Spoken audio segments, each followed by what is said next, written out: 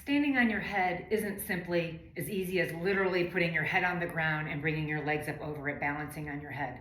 Think about that. If you're just putting all of your body weight into the bones, gravity is going to put all that pressure and compression into your neck.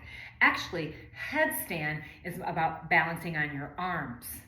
So in a headstand workshop, we would focus on developing the strength and awareness we need for our arms, the strength and awareness that we need in our core, and you need a little flexibility in your hamstrings also, because think about it, you don't want to fling your legs up over your head and balance on your head.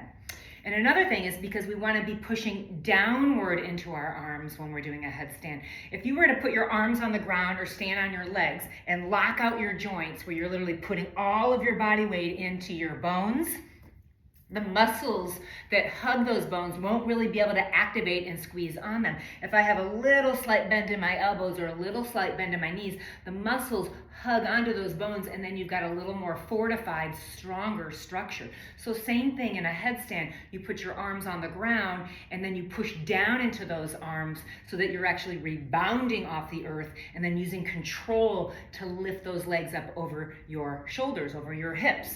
So in starting, is interlacing your hands.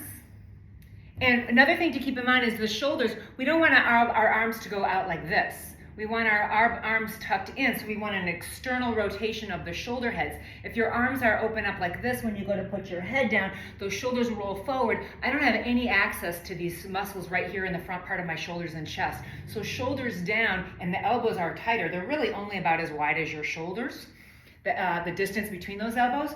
Interlacing your hands loosely, not a death grip, just loosely. I like to put each pinky on the ground, so I just got a little bit more of my hands on the ground. Again, elbows, the width of my shoulders, and then just tucking your head up into the crown of your head, into that loose palm that you have, tucking on your toes. And step one is just working on getting your hips more over your shoulders.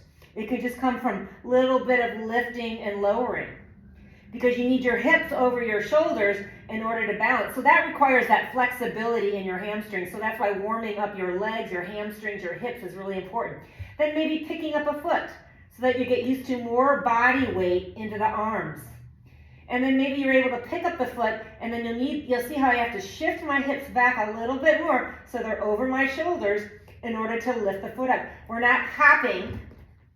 You don't want to hop and bring your body weight all the way up onto your head, compress your neck, and cause damage. You might be able to pull it off, but in the long run, it is not going to serve you, and you will suffer some sort of injury in your cervical spine.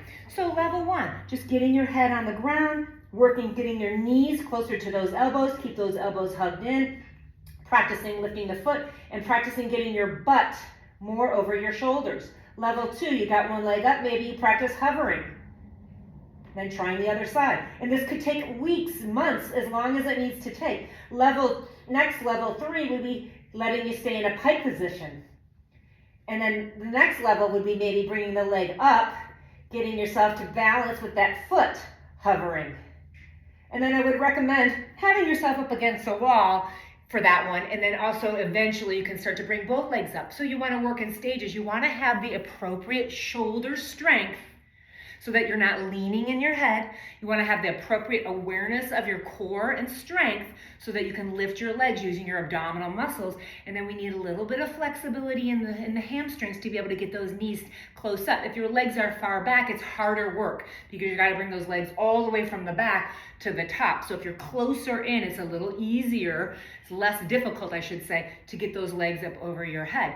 And then, of course, you want to have fun. So practicing it with a little playful spirit, and also practicing doing it the right way. So kicking up and flinging up might get you there, but it's not going to get you there safely, and it's not going to get you there consistently. You want to do this with awareness, confidence, and then it's a skill you can carry into so many other postures, but also it's really lovely to take a look at the world from upside down.